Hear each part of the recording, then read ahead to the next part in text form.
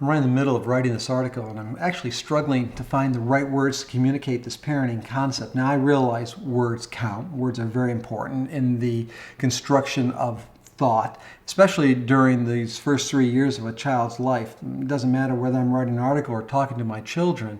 I realize that if I want them to understand particular concepts, I have to use the right words. The fact is, wrong words, even with the best motives, can still send the wrong message. And we so often will communicate unintentionally conflicting messages to our children when giving instruction. For example, how many times do we ask our children for permission while giving instruction? What might this sound like?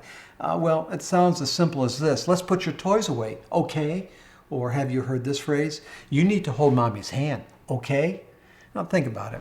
You really don't need to add the word okay at the end of your instruction, because you really don't need your child's approval to give instruction.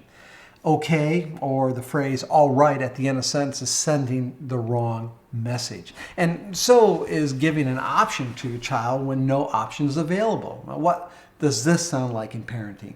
Well, let's say it's nap time for your little guy, and instead of just saying we're going upstairs and to take a nap, you give an option that you really do not want to give. For example, you ask, do you want to take a nap? Now, think about it. What toddler is looking forward to saying, yes, Mom, that's exactly what I want to do?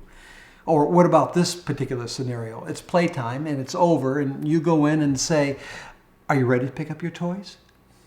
I don't know that children are going to just jump on that with a, yeah, Mom, I am. Or how about this one? Are you ready to eat? What subtle message are we really sending our children? Now, from the child's perspective, they are interpreting that question of, oh, I have an option. I get to choose when I get to eat. What we're doing by sending these messages, we're actually empowering our children in areas and decision making that they're not capable of making. When it's dinner time, and it's not an option for them. It's something we do as a family. Listen, there's going to be plenty of times when giving an option can be just fine. But if you want your toddler to take a nap or come to the dinner table or pick up his toys, giving options only creates conflict. It really doesn't avoid them. This too is sending a wrong message. One principle that has been around for years reminds us that when giving instruction, try to say what you mean and certainly mean what you say. This principle doesn't put the burden on our children as much as it puts a burden on us to at least stop and contemplate. Is this really what I want to communicate and what I want my child to do? We hope you enjoyed this video. Please like and subscribe to see more, and check out the growingfamilies.life website to find more resources and to get connected.